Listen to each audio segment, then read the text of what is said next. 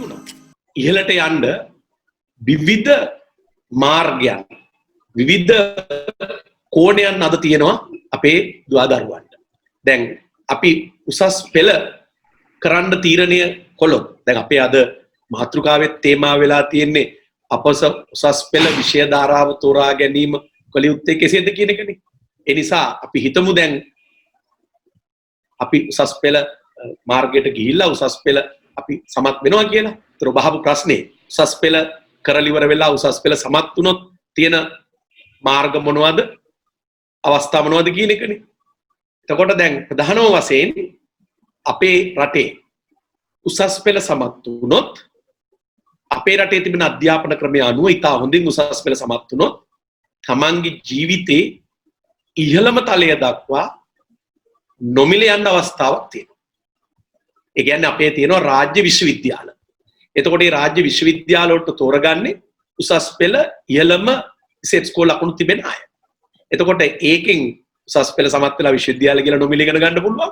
ඊට පස්සේ පශ්චාත් උපාධි උනත් නොමිලේ ඉගෙන ගන්න පුළුවන්. දැන් උදාහරණයක් වශයෙන් ගත්තොත් වෛද්‍යවරියෙක් වුණොත් MBBS උපාධිය හදාරලා ඊට පස්සේ MSc එක MD එක දක්වා නොමිලේ යන්න පුළුවන්. මම හිතන්නේ ලෝකේ එහෙම තියෙන රටවල් බොහොම සීමිතයි. එතකොට අපේ රාජ්‍ය විශ්වවිද්‍යාලයකට ඇතුල් වෙන්න පුළුවන්. එක මාර්ගයක්.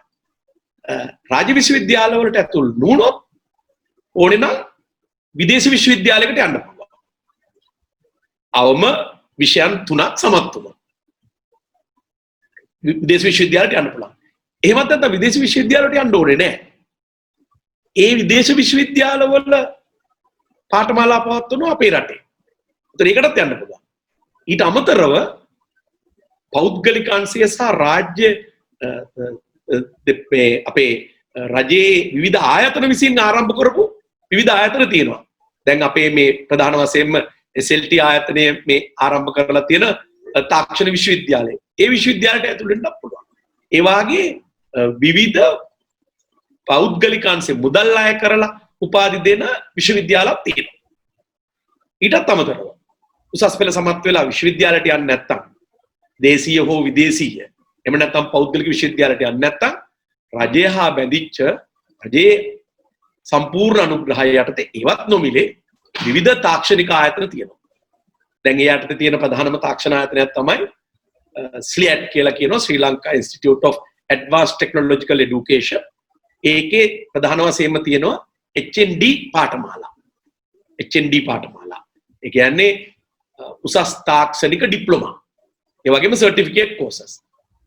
ඒකත් එක්කම තවත් ටෙක්නිකල් ආයතන තියෙනවා ටෙක්නිකල් කොලෙජස්. ඒවට යන්නත් පුළුවන්. දැන් ඒ විදිහට මම දැන් මේ කියාගෙන ආවේ ඇකඩමික් පැත්ත. දැන් අධ්‍යාපනයේ ඇකඩමික් පැත්තේ ඇකඩමික් ඇවනියුස්. දැන් ඇකඩමික් පැත්තෙන් යන්නේ නැති කෙනෙක් තමන්ට කැමති නම් වෘත්තීය සංවර්ධනයට අපි කියනවා ප්‍රොෆෙෂනල් ක්වොලිෆයිඩ් වෙන්න කෙනෙක් බලාපොරොත්තු වෙනවා. වරලත් ගණක අධිකාරිවරයෙක් වෙන්න පුළුවන්. වරලත් ඉංජිනේරුවෙක් වෙන්න පුළුවන්. එහෙම නැත්නම් රසායන විද්‍යාව පිළිබඳව වෘත්තීය සුසුකම් තියෙන කෙනෙක් වෙන්න පුළුවන්.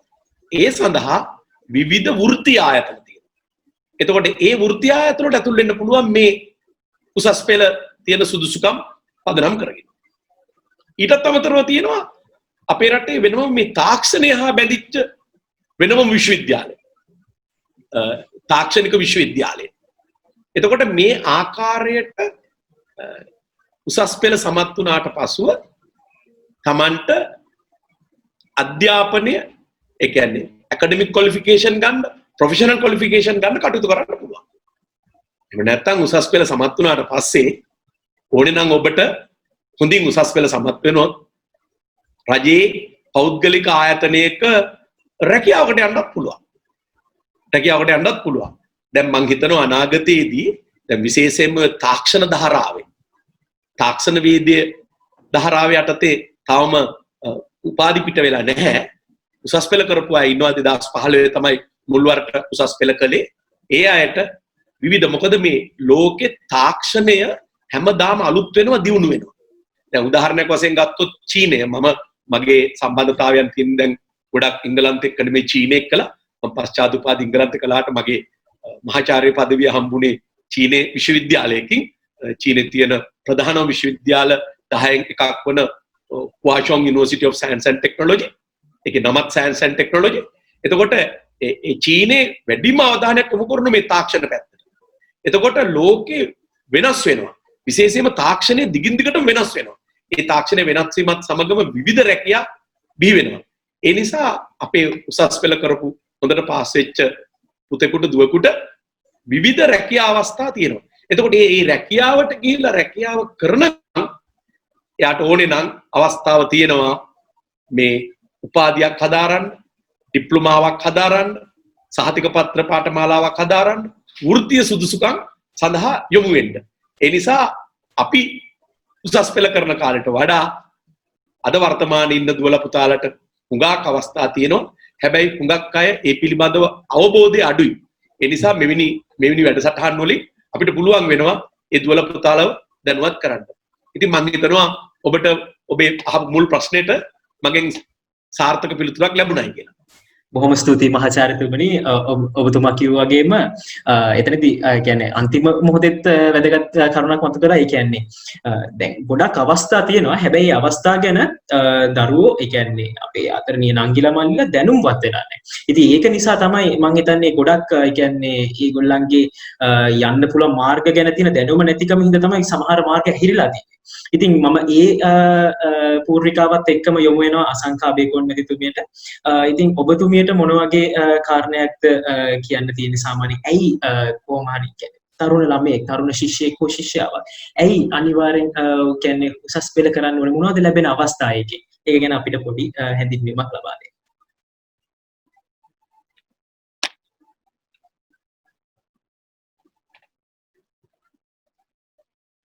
මම හිතන්නේ අසංකා මැතිතුමිය ඔබගේ කියන්නේ මයික්‍රොෆෝන් එක ඔන් කරලා නැහැ.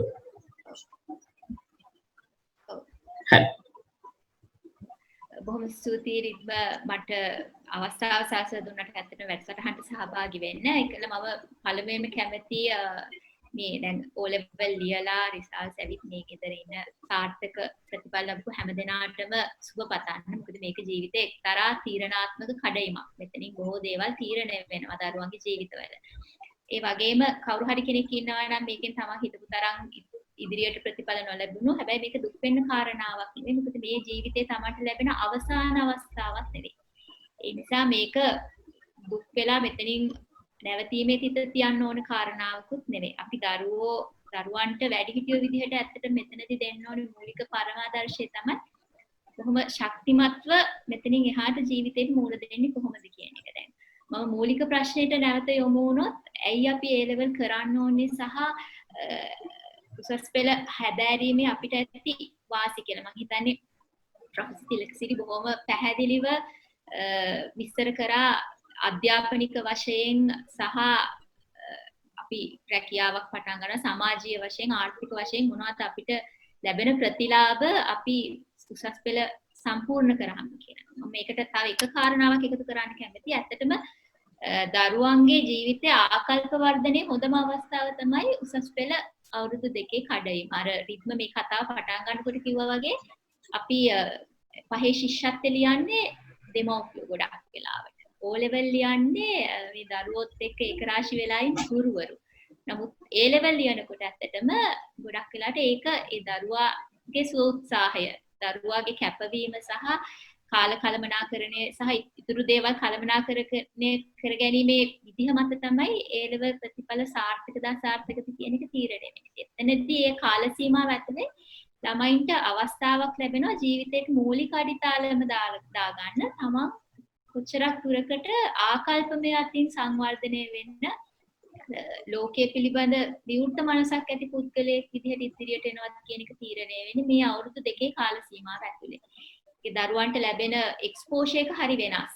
ඒක පාසල සහ බාහිර ලෝකෙත් එක්ක ගැටෙන්න පටන් ගන්න පළවෙනි අවස්ථාව තමයි මේ උසස් පෙළ අවුරුදු 2.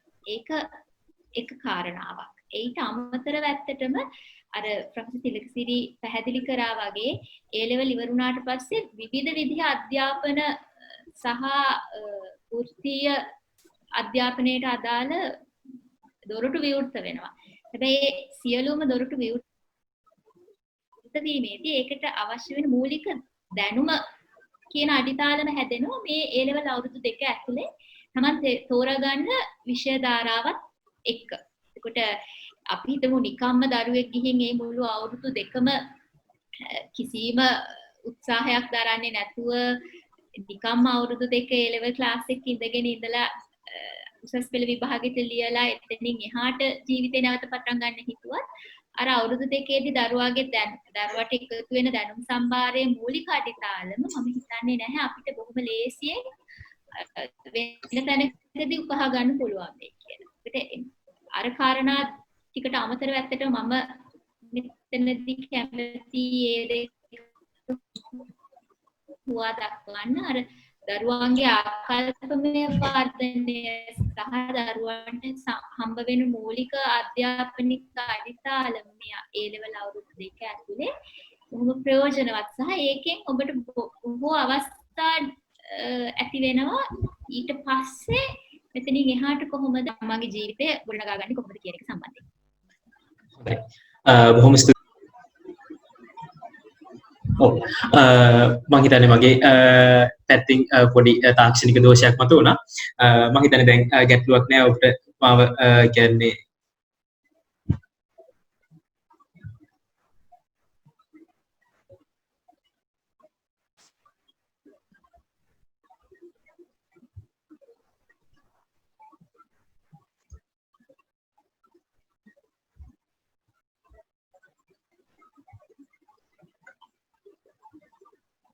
ඒක දරුවන්ට ලබා දෙන්න කියලා රිද්ම නැවත.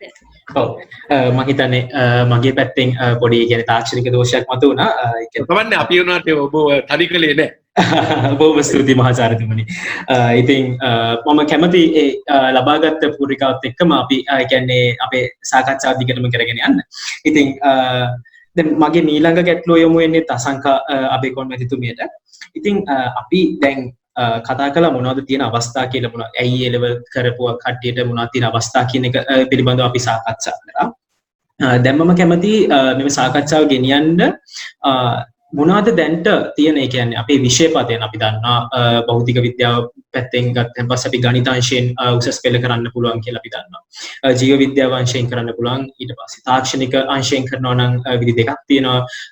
බයෝ සිස්ටම්ස් ඉන්ජිනියරින් සහ ඉන්ජිනියරින් ටෙක්නොලොජි වගේ පැත්තෙන් යන්න ඉන්ජිනියරින් තාක්ෂණ වේදේ ඒ පැත්තෙන් යන්න පුළුවන්.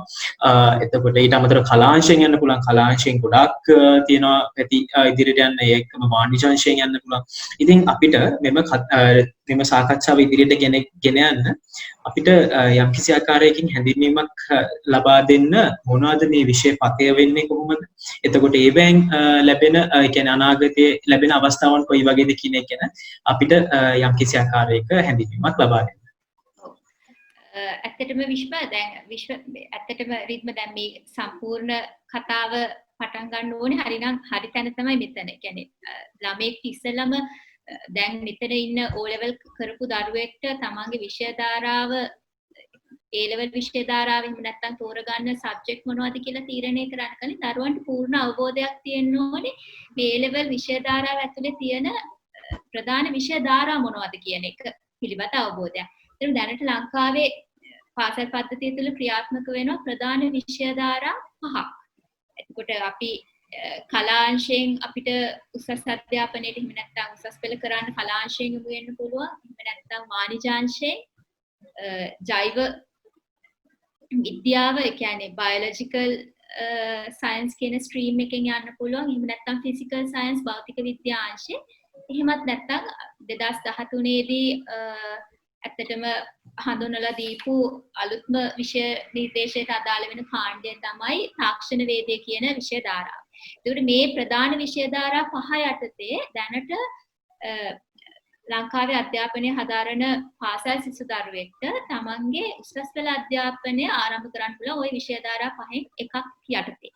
එතනදී මූලික සුදුසුකම වෙන්නේ ඇත්තටම තමන් එක වසරේ ඉඳන් 11 වසරට එනකල් ඉගෙනගත්ත සියලුම දේවල් අපි එක විදිහකට සමස්තයක් කොට ගත්තොත් ගණිතයේ විද්‍යාව සහ භාෂාව කියන මූලික සබ්ජෙක්ට්ස් වලට සාමාන්‍ය සාමර්ථ්‍යයක් ඕනේ අපි A level කරන්න ඉඳ ගන්නවා. ඒකට ඒ බොහොම ඒ බේසික් ලෙවල් එකත් එක්ක ළමයෙකුට මේ තියෙන විෂය ධාරා පහෙන් ඕන එකට ඇතුල් වෙන්න පුළුවන්.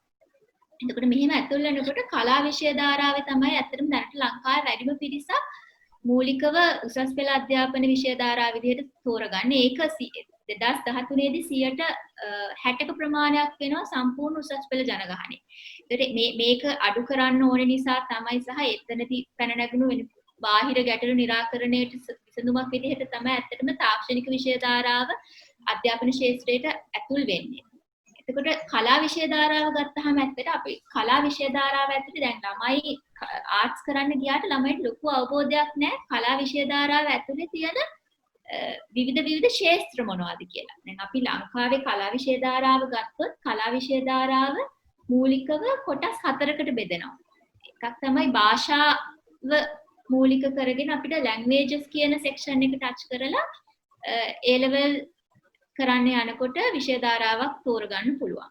එහෙම නැත්නම් අපිට සෞන්දර්ය අංශය නියෝජනය වෙන විදිහට කවුරු හරි කෙනෙක් ඒ අංශයට දක්ෂතාවය දක්වනවා නම් ඒකට මූලිකත්වය දීලා කලා විෂය ධාරාව යටතේ සෞන්දර්ය අංශය තෝරා ගන්නත් පුළුවන්. එහෙම නැත්නම් religious and cultural section එකේ නැත්නම් ආගම් හා ශිෂ්ටාචාරය කියලා වෙනම කොටසක් තියෙනවා. ඒක යටතේ තියෙන විෂය ධාරාව තෝරා ගන්නත් පුළුවන්. ඒක අවසාන වශයෙන් සමාජ විද්‍යාව කියලා වෙනම අංශයක් තියෙනවා. ඒ අංශය තෝරා ගන්නත් පුළුවන්. එතකොට දරුවෙක්ට මූලික අවබෝධයක් තියෙන්න ඕනේ ඇත්තටම කලා විෂය ධාරාව යටතේ උසස් A level හදාරනවා නම් ඒ අවුරුදු 2කට පස්සේ තමන් කොයි තැනටද යන්න උත්සාහ කරන්න කියලා. ඒකට ඒ අරමුණත් එක්ක තමයි අර කලා විෂය ධාරාව ඇතුලේ ඔය කියන විෂය පත්‍රයේ 4 එකකට තමන්ව කොටු කරන්න ඕනේ. හැබැයි මෙහෙම කරනකොටත් දැන් මේ කලා විෂය ධාරාව කියන එක සෙක්ෂන් එක ගත්තා මේක ඇතුලේ බාස්කට් එක ඇතුලේ සබ්ජෙක්ට්ස් තියෙනවා 60කට වඩා අධික ප්‍රමාණයක්. හැබැයි අපි හැමෝම දන්නවා ලංකාවේ තියෙන සමාජීය සහ ආර්ථික තත්ත්වයයි වටපිටාවයි ඔක්කොම බැලුවහම මේ විෂය ධාරාවේ මේ සබ්ජෙක්ට් ඔක්කොම උගන්වන ඉස්කෝල තියෙන්නේ බොහොම සුළු ප්‍රමාණයක්.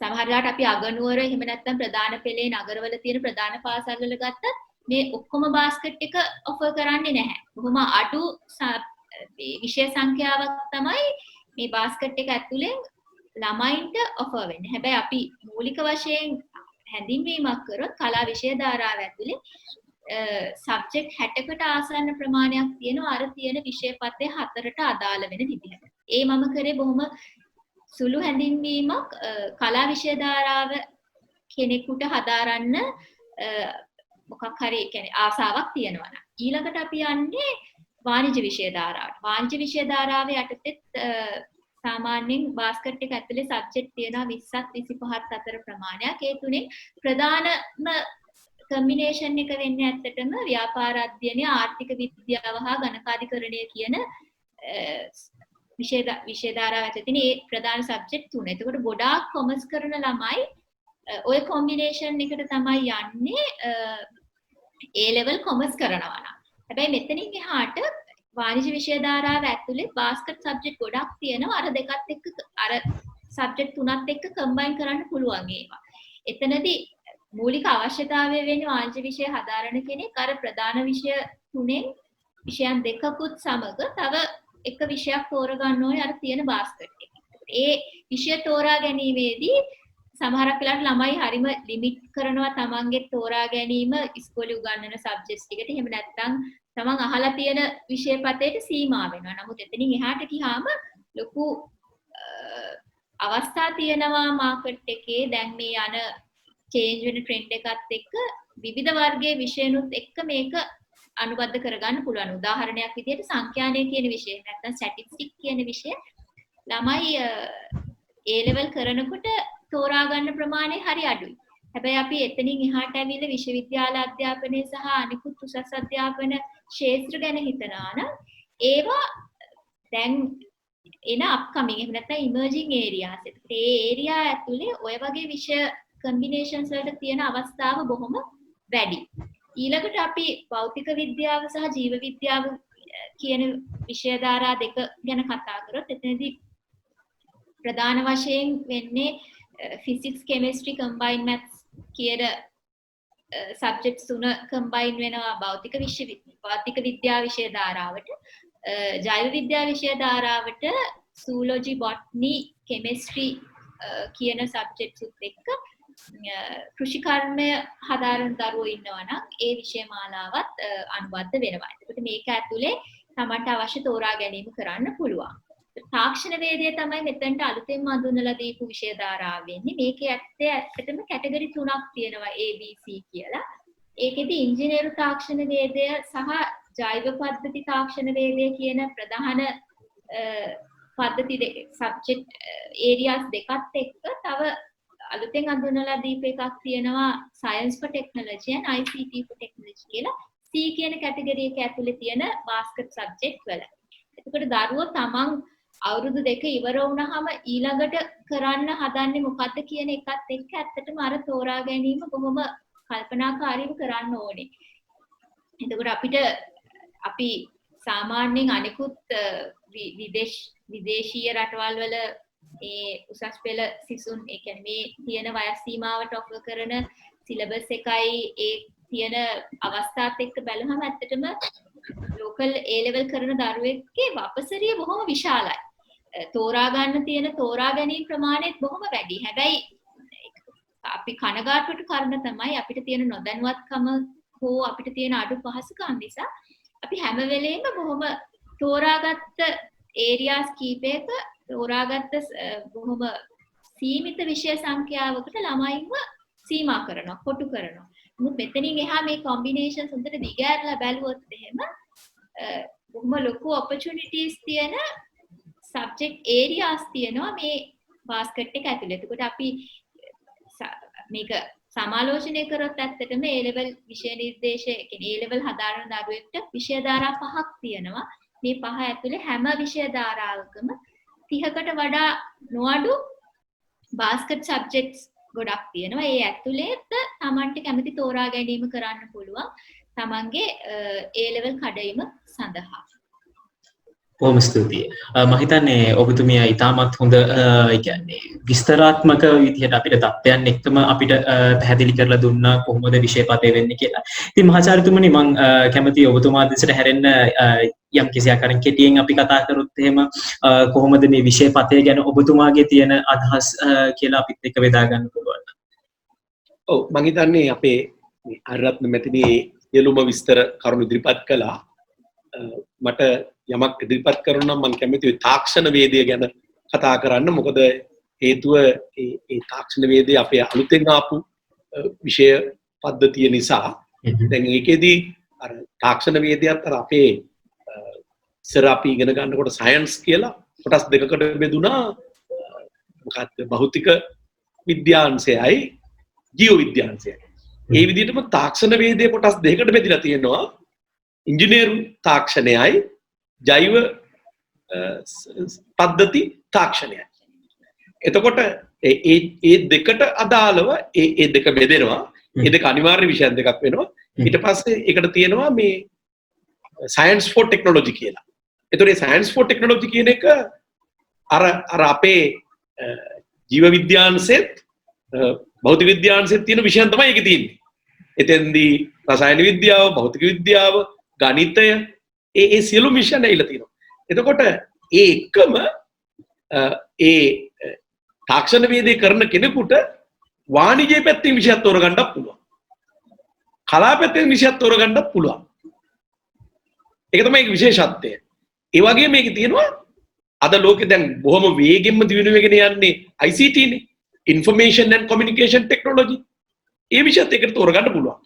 එතකොට ළමයේ ඉංජිනේරු තාක්ෂණ වේදයා විෂයත් විද්‍යාව තාක්ෂණය සඳහා තියෙන විද්‍යාව කියන විෂයත් ICT තෝරගත්තොත් එයාට ජීවිතේ ඉතාම සාර්ථක කරගන්න පුළුවන්. ඒ නිසා දැන් මම ජයවර්ධනපුර විශ්වවිද්‍යාලය තමයි මගේ පළවෙනි උපාධිය. ඔබ ඒක සඳහන් කළා. මම කාලයක් ජයවර්ධනපුර විශ්වවිද්‍යාලයේ දිගටම ඉගෙනුවා. මම විශ්වවිද්‍යාලයෙන් පිට වුණාට පසුව අපේ කාලේ නොතිබිච්ච ෆැකල්ටි එකක් අලුතෙන් එනවා. අපින් පස්සේ තව ෆැකල්ටි ගණනාවක් ආවා. දැන් අලුත්ම ෆැකල්ටි එක තමයි තාක්ෂණ වේදය පිළිබඳ පීඨය. ඒතර මේ පීඨය සියලුම පහසුකම් වලින් සමන්විත වෙනවා. ඉතින් මං හිතනවා ওই විදියට අනිකුත් විශ්වවිද්‍යාලවලත් වෙන වෙනම පීඨ බිහි වෙයි. එතකොට මේ අර වැඩි දෙනෙක් මෙතන සඳහන් කළා මේ කලා විෂයන් වලට යොමු වීමේ ප්‍රශ්නය ගැටලුව විසඳ ගන්න මේක ආවා කියන එකටත් වඩා මම දකිනවා තාක්ෂණීය ලෝකේ දියුණුවේ පදනම තමයි තාක්ෂණය. අපි දැන් මේ ඉන්න හැම එකකම තාක්ෂණීය ප්‍රතිඵලයක් නේ. දැන් ඔබයි මේ කතා කරන ක්‍රමයක් තාක්ෂණීය ප්‍රතිඵලයක්. එතකොට තාක්ෂණ වේදිය ලෝකෙ දියුණු වෙන්න අපේ රට දියුණු වෙන්න තාක්ෂණය අවශ්‍යයි නෙමෙයි අත්‍යවශ්‍යයි. ඒ නිසා ඒකට සුදුසු අය බිහි කරන්න මේ තාක්ෂණ වේදිය මම හිතනවා තවදුරටත් දියුණු කරන්න ඕන. ඒ රටේ දියුණුවට රටේ සංවර්ධනයට ඉතා වැදගත් වෙනවා. බොහොම ස්තුතියි මහාචාර්යතුමනි. ඉතින් මම හිතන්නේ දැන් අපි විෂය පතය ගැනත් කතා කරලා ඇයි ඒ ලෙවල් කරන්න ඕනේ කියන එකත් ගැන කතා කරලා මම හිතන්නේ අපි හොඳ ස්ථානයකට ඇවිල්ලා තියෙනවා දැන් තාක්ෂණය ගැනත් මතු කරපු හින්දාම අපි කොහොමද මේ ඒ ලෙවල් වලින් පස්සේ වෘත්තීය මට්ටමට යන්නේ කියන එක ගැන මම මේ මුලින්ම මේව ගැටලුව යොමු කරන්නේ මහාචාර්යතුමා වෙතට. මම හිතන්නේ ඔබතුමා යම් කිසි ආකාරයකින් ඒකට සූදානම් වෙලා තියෙනවා NVQ මට්ටම් කොහොමද වෙන්නේ කියන එක ගැන. අපි ඒක ගැන යම් කිසි ආකාරයකින් කෙටියෙනුත් මේ දරුවන්ට දැනුම් දෙමු. ඒ කියන්නේ අපි නැවත දවසක අපිට ඒක ගැන මම හිතන්නේ සාකච්ඡාවක් කරන්න පුළුවන්. ඉතින් මට යම් කිසි ආකාරයකින් පොඩි හැඳින්වීමක් කියන්නේ අපි පොඩ්ඩක් සාකච්ඡාව ගෙනියමු. වෘත්තීය මට්ටමින් කොයි ආකාරයකටද සිද්ධ වෙන්නේ කියන කාරණේ සම්බන්ධයෙන් අපි අපේ සාකච්ඡාවේ අවධානය යොමු කරමු. ඔබ මේකෙන් මගෙන් අදහස් කළේ කුමක්ද මට නැවත වරක් ඒක පැහැදිලි කරන්න ඒක? ඔව් ඒ කියන්නේ එක් විෂය පාදක කොටගෙන කොහොමද වෘත්තීයමය අවස්ථා ගොඩ නැගෙන්නේ එතකොට අනාගතයේදී ඒගොල්ල අපේ කියන්නේ එළියට එන කියන්නේ ශිෂ්‍ය පරපුරට මොන වගේ අවස්ථාද තියෙන්නේ කියන්නේ අපි ගත්තොත් අධ්‍යාපනික මට්ටමින් හෝ වේවා වෘත්තීය මට්ටමින් හෝ වේවා මොන වගේ අවස්ථාද ඔවුන්ට තියෙන්නේ කියන කාරණේ සම්බන්ධයෙන් ඔබතුමාට යම්කිසි පැහැදිලි කිරීමක් කරන්න ලෙස තමයි ආදරණීය. ඔව් දැන් අපි සඳහන් කරපු ආකාරයට අපේ පැරණි ක්‍රමයට අනුව භෞතික විද්‍යා පැත්තයි අපේ ජීව විද්‍යා පැත්තයි ගත්තොත් ඉස්සරලා අනිවාර්යයෙන්ම ජීව විද්‍යා පැත්තෙන් කරපුවාම හුඟක් අය උත්සාහ කරන්නේ වෛද්‍යවරයෙක් වෙන්න. ඒතර හැමෝටම වෛද්‍යවරු වෙන්න බෑ. හැබැයි මේ පැත්තට අදාළව වේදකම වගේම හෙදකමටත් අද උපාධි තියෙනවා. හොඳ හෙදියක් වෙන්නත් පුළුවන්. ඒ වගේම ඒ වෛද්‍ය විද්‍යාව හා සම්බන්ධ පරිපූර්ණක වෛද්‍ය විද්‍යා ශාස්ත්‍රයක් තියෙනවා. ඒ සම්බන්ධයෙන් විශේෂඥයෙක් වෙන්නත් පුළුවන්. ඒ වගේම ඒ විවිධ පැතිවලට යන්න අද විෂයන් ගොඩාක් බිහි වෙලා තියෙනවා මේ මාර්ගයන්.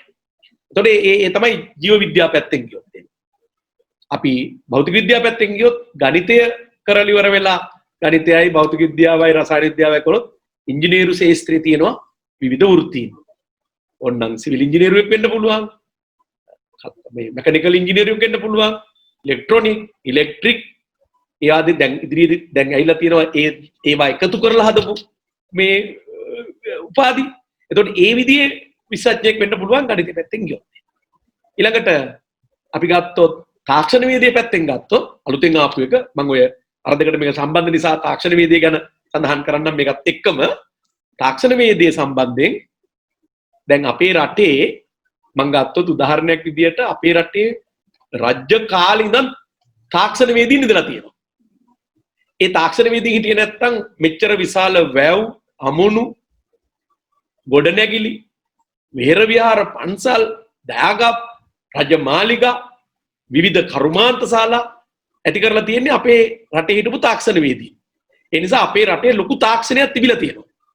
ඒ තාක්ෂණය අපේ අර බටහිර අධ්‍යාපන ක්‍රමයේ පැමිණීමත් සමගම විදේශ ආක්‍රමණයත් එක්කලා ඒ අපේ තාක්ෂණය ටික ටික ගිලී ගිහිල්ලා.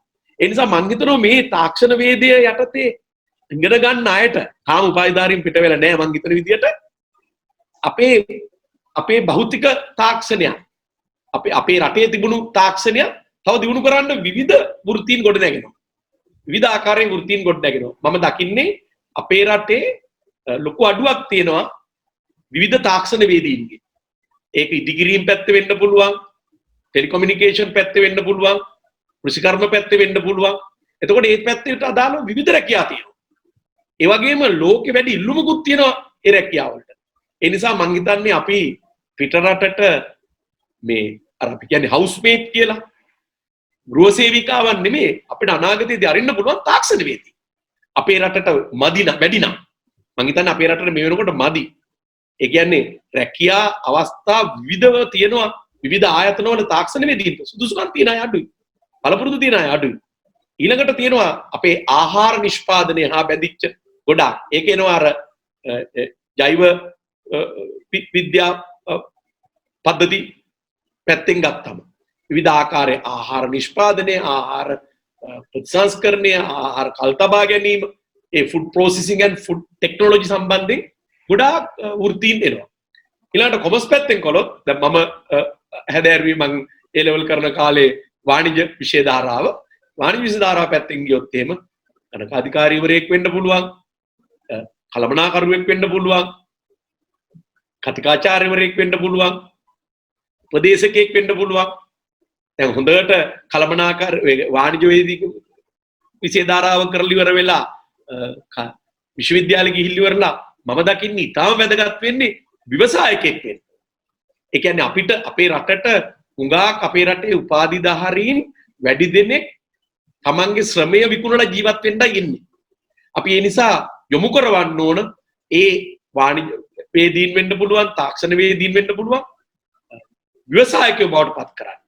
රටකට ඉතා වැදගත්ම කොටස තමයි ව්‍යවසායකයෝ. ඒ නිසා අපේ මේ වාණිජ්‍ය ශාස්ත්‍රයේ වෙනමම උපාධියකුත් දැන් තියෙනවා entrepreneurship කියලා ඉවර වෙලා. ව්‍යවසායකත්ව සංවර්ධනය සම්බන්ධයෙන්. ඒ නිසා ව්‍යවසායකත්ව සංවර්ධනය ඉගෙනගෙන ඉන්න ඒක උගන්වන්න නෙමෙයි ඕනේ. ව්‍යවසායක් ආරම්භ කරන්නයි ඕනේ. ඒ නිසා රජය විවිධ ආකාරයේ උදව් උපකාර කරලා මේ තාක්ෂණ වේදීන්, මේ වාණිජ්‍ය වේදීන්, මේ කළමනාකරණය කරන අයව ඒ අයට තමන්ගේ දක්ෂතාවය පාවිච්චි කරලා හොඳ ව්‍යවසායකයෙක් වෙන්න පුළුවන්. ලෝකෙට අවශ්‍යයි අය. අපේ රටට අවශ්‍ය වැඩියෙන්ම අවශ්‍ය වෙන්නේ ව්‍යවසායකයෝ. ව්‍යවසායක වීමේ හොඳ සම්භාවිතාවයක් තියෙනවා. දැන් අපේ විශ්වවිද්‍යාලයෙන් පිට වෙච්ච දෙන්නෙක් ඉන්නවා මේ මෑතක ඉඳන් හුඟක්ම ව්‍යවසායකත්වයේ දියුණුවටම ආපු රයිගම් ව්‍යාපාරය, ඊළඟට ලාෆ් ව්‍යාපාරය දෙන්නම බිස්නස් ඇඩ්මිනිස්ට්‍රේෂන් කළේ. හැබැයි රැකියාවකට ගියේ නෑ. රැකියාවකට ගියා. පස්සේ රැකියාවෙන් අයින් වෙලා ව්‍යවසායකෙක් වශයෙන් අද රටට විශාල දායකත්වයක් කරනවා. ඒ නිසා ඒ පැත්තෙන් තියෙනවා අපේ වාණිජ්‍ය කරන අයට අර මං අරින් කලින් කිව්ව රැකියාවට අමතරව. ඊළඟට කලා පැත්තෙන් උනා. දැන් හුඟක් වෙලාවට අපි කියනවනේ මේ කලාව පැත්තෙන් රැකියා අඩුයි කියලා. මම ඒක දකින්නේ කලාව පැත්තෙන් උපාධිධාරීන් රටට අත්‍යවශ්‍යයි. එතකොට ඒ පිට වෙන අයට රැකියා අඩු වෙලා තියෙන්නේ රටේ ව්‍යවසායකයෝ අඩු නිසා. ව්‍යවසායකත්ව සංවර්ධනය අඩු නිසා. ව්‍යවසායකයෝ එන්න වැඩි වෙනවා නම් ඒ හැම අංශයකටම රැකියා බිහි වෙනවා. ඒ නිසා අර අපේ අරරත්න මැතිණිය කිව්වා අංශ කීපයක් තියෙනවා කියලා කලාවල. කලාවල භාෂා පැත්ත තියෙනවා, සෞන්දර්ය පැත්ත තියෙනවා. ඊට පස්සේ මොනවද ආගම සම්බන්ධ කරලා තියෙනවා. ඊළඟට සමාජ විද්‍යාව. දැන් ওই සෞන්දර්ය පැත්තෙන් කරපුවාම ගායනය, වාදනය, නර්තනය, රංගනය උඟා වෘත්තීන් රැකියා තියෙනවා. ඒ නිසා මම දකින්නේ කරන දේ හරියට මුල් වරටත් අන් සෑම වාරයකදීම ඉතා හොඳින් කළොත් හොද්දට නටන්න පුළුවන් නම් ඒ නටන එකත් විද්‍යාත්මක විදිහට කරනවා නම් එයාට ජීවත් වෙන්න මාර්ගයක් හොයාගන්න පුළුවන්. ඒ නිසා මේක අර අපේ ගමේ ගොඩේ භාෂාවෙන් කියනොනම් ලාවට නෙමෙයි කරන්න ඕනේ. ඕනම විෂයක් හොඳයි. ඒක හොද්දට කරලා Taman ඉහළටම ගියොත් Tamanට ජාත්‍යන්තරේ ඉහළටම යන්න පුළුවන්. ඒ නිසා අපි අපේ මේ දරුවෝ ගොඩනගන්න ඕන මේ රටට නෙමෙයි. ඒකට අපි ඉංග්‍රීසියෙන් කියනවා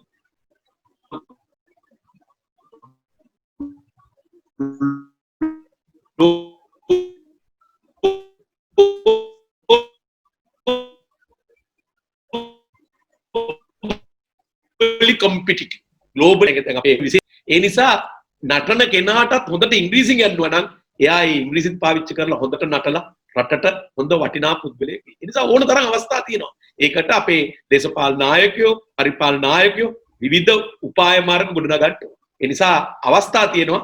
ව්‍යවසාය සංවර්ධනය හොඳ වුණොත් අපිට මදි වෙනවා අපි හදන උපායධාරී. බොහොම ස්තුතියි මහාචාර්යතුමනි. මම හිතන්නේ ඔබතුමා ඊටමත් ප්‍රායෝගික ආකාරයෙන් අපිට උදාහරණත් එක්කම මෙම සාකච්ඡාවට ඒ කියන්නේ ඔබතුමාගේ දැනුම එක් කරා. ඉතින් මම ඊළඟ ප්‍රශ්නේ යොමු කරන්නේ ආසංකා බේගොන් මෙතිතුමියට. ඉතින් අපි දැන් මම හිතන්නේ සාකච්ඡාවේ ඊටමත් වටිනාම සම්දිස්ථානයකට ඇවිල්ලා තියෙන්නේ. දැන් අපි මේ සාකච්ඡාවේදී අපේ කියන්නේ මූලික වශයෙන් පාදක උනේ අපගේ සිසු දරුවන්ට උසස් පෙළ විෂය ධාරාව තෝරා ගැනීම කියන කාරණය සම්බන්ධයෙන් ඔවුන්ට වැදගත් වෙන සාධක මොනවද කියන එක. දැන් අපි කතා කළා ඇයි අපි කියන්නේ A level කරන්න කියලා අපි කියන්නේ කියන එක අපි එතනින් ලැබෙන අවස්ථා ගැන අපි කතා කළා. ඊට පස්සේ වෘත්තීය මට්ටමින් එහෙම නැත්නම් අධ්‍යාපනික මට්ටමින් යන්න පුළුවන් අවස්ථා ගැන කතා කරා. අපිට දැන් ඒ කියන්නේ මේ සාකච්ඡාව යොමු කිරීමට අවශ්‍යයි ඔබතුමියට දකින ආකාරයට ඒ කියන්නේ විෂය ධාරාව තෝරා ගැනීම කියන කාරණය සම්බන්ධයෙන් සලකා බැලිය යුතු කාරණා මොනවද කියන ප්‍රශ්නේ තමයි මම යොමු කරන්නේ. කියන්නේ උසස් පෙළ විෂය ධාරාව තෝරා ගැනීමේදී සලකා බැලිය යුතු කාරණා මොනවද කියන එක තමයි ඊළඟට මගේ ප්‍රශ්නේ විදිහට මම යොමු කරන්නේ. ඔව් ඇත්තටම දැන් අර ප්‍රොෆෙසර් තිලකසිරි පැහැදිලි කරා වගේ අර දැන් ඕනම විෂය තෝරා ගන්න විෂය ධාරාව කුමක්ද කියන එක නෙවෙයි ඇත්තටම අදාළ වෙන්නේ තෝරා ගන්න විෂය ධාරාව තුළ අපි කොච්චරක් දුරකට අරගෙන යනවද කියන එක මතේ. කියන්නේ අර කරන්න පුළුවන් අවස්ථාව කීවෙනි අවස්ථාවද කියන එකටත් වඩා කරන හැම අවස්ථාවම Tamanට කරන්න පුළුවන් උපරිම විදිහට කරොත් අනිවාර්යයෙන්ම අවසානයේදී බොහොම යහපත් ප්‍රතිඵල දකින්න පුළුවන්. දැන් දරුවෝ අර අවුරුදු 11ක් තිස්සේ O level වෙනකල් ඉගෙනගෙන A level කඩයිමට එනකොට දරුවන්ට තෝරා ගැනීම පිළිබඳ විවිධ ගැටලු තියෙනවා. දැන් මම අධ්‍යාපන ශාස්ත්‍රයේ ඉන්න කෙනෙක් විදිහට මම දන්නවා O level වලින් A level වලට විතරක් නෙවෙයි සමහර දරුවෝ A level ඉවර කරලා උසස් අධ්‍යාපනයට පය තියනකොට තමන්ගේ තෝරා ගැනීමට විවිධ හේතු කාරණා පදනම් කර ගන්නවා. සමහර කාරණා හරිම පදනම් විරහිතයි. සමහර කාරණා වලට සාධාරණ හේතු තියෙනවා. මුත් අපි හරි නිවැරදි දැක්මක් දරුවන්ට දෙනකොට ඇත්තටම මම නම් මූලිකව කාරණා තුනක් දකිනවා. දරුවෙක් තමන් O level කරාට පස්සේ A level විෂය නිර්දේශයට ප්‍රවිෂ්ඨ වෙනකොට තමන් විෂය ධාරාවක් තෝර ගන්නකොට මූලිකවම අවධානය යොමු කරන්න ඕන දේවල් අපිට තුන් ආකාරයකින් කැටි කරන්න පුළුවන්. පළවෙනිම කාරණාව තමයි දරුවෙක් කොච්චරක් දුරකට දරුවට ඒ තමන් තෝරගන්න ශාස්ත්‍රය පිළිබඳ හැකියාවක් තියනවාද කියන එක. දැන් අපි හිතමු A level වලට O level ගණිතය සහ විද්‍යාව කියන විෂයන් දෙකට විශ්ව සාමාර්ථ අරගෙන O level පාස් වෙච්ච දරුවෙක් වෙන්න පුළුවන්.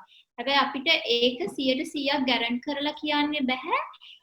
O level ගණිතය සහ විද්‍යාව කියන විෂයන් දෙකට විශේෂ සාමර්ථ්‍යයක් ගැනීම දරුවා A level maths හරි bio හරි කරලා අනිවාර්යයෙන්ම A level විශේෂ සාමර්ථ්‍ය තුනකට හිමිකම් කියයි කියන එකට අපිට සම්පූර්ණ ගැරන්ටි කරලා කියන්න බෑ. නමුත් එතනදී දරුවා කොච්චරක් දුරට තමන් තෝරගන්න විෂය නිර්දේශයට තමන්ට තියෙන හැකියාව කුමක්ද කියලා අඳුර ගැනීමත් හරිම වැදගත් වෙනවා. ඊළඟට තමයි දරුවාගේ කැමැත්ත. දැන් ගොඩක් වෙලාවට අර රිද්ම කිව්වා වගේ අපේ පහේ ශිෂ්‍යත්ව ලියන්නේ දෙමෝපියෝ O level ලියන්නේ ගුරුවරු. ඒක ඇත්ත. නමුත් A level වලට එනකොට නැවත වතාවක් සමහර දරුවන්ට ගෙවල් වලින් තියෙන ප්‍රෙෂර් එක හරිම වැඩි. එතකොට ගෙදර පවුලේ සියලුම දෙනාම වෛද්‍යවරු නම් සමහර වෙලාවට අපි නොදැනුවත්වම දරුවන්ට ප්‍රෙෂර් එකක් ක්‍රියේට් වෙනවා. ඔයත් බයෝසයන්ස් කරන්න ඕන, ඔයත් දොස්තර කෙනෙක් වෙන්න ඕන. මොකද ගෙදර අනිත් හැමදෙනාමත් මේ විෂය පතය තුල ඉන්න අය කියලා. ඒක ඒ විදිහටම අනිත් විෂය මාලාවලට බලපාන අවස්ථා තියෙනවා. නමුත් ඒ හැම දෙයකටම වඩා මම හිතන්නේ දරුවා තමන්ගේ හැකියාවත් එක්ක දරුවා කැමති මොන ශාස්ත්‍රීය අධ්‍යාපනයේ නියැලෙන්නද කියන එකත් වැදගත් වෙනවා A level වලට විෂය නිර්දේශය තෝර ගන්නකොට. ඒකට උදාහරණයක් විදිහට ගත්තාම අපි හිතමු ලස්සනට චිත්‍ර අඳින්න පුළුවන් දරුවෙක් ඉන්න පුළුවන්. හැබැයි ඒ දරුවා ඒක කරන්නේ තමන්ගේ විනෝදාංශයක් වශයෙන් සහ ඒක වෘත්තීමය වශයෙන් තමන්ගේ රැකියාව හරි ජීවිකාව හරි කරගන්න කැමති නැත්නම් ඒ හැකියාව තිබුණත් දරුවට ඒක දිගදුර පවත්වාගෙන යන්නේ කැමැත්තක් නැහැ. ඒකට ඒ අවස්ථාවේදී දරුවට හරි මාර්ගය පෙන්වන එක මම හිතන වැඩිහිටියෝ විදිහට අපේ යුතුයකම කියන එක. තුන්වෙනි දේ තමයි තමන්ගේ හැකියාව තමන්ගේ කැමැත්ත වගේම වඩාත්ම වැදගත්ම වෙන කාරණාව තමයි ඔබට තිබෙන අවස්ථා මොනවද කියන එක. සමහරක් වෙලාවට අපි දන්නවා මේ අපි තෝරා ගන්න මාර්ගයට අපේ කැමැත්තක් තියෙනවා අපිට හැකියාවක් තියෙනවා කියලා. නමුත් අපි බොහොම ප්‍රැක්ටිකල් වෙන්න ඕනේ මේ වකවානුවේ ජීවත් වෙනවා නම්. එතකොට අපේ අවට ලෝකයක් එක්ක අපිට හැකියාව තියෙන්න ඕනේ අපි තව අවුරුදු 5ක් ගියාට පස්සේ අපේ මේ තෝරා ගැනීම කොච්චර දුරකට ඵලදායී වේද කියන එක.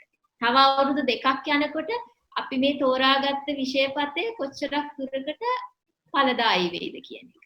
ඒකට ඒ අවස්ථා හඳුනා ගැනීමේ හැකියාවත් මම හිතනවා අතිශය වැදගත් කියලා මූලිකව උසස් පෙළට අදාළ විෂය පතය තීරණය කිරීමේදී.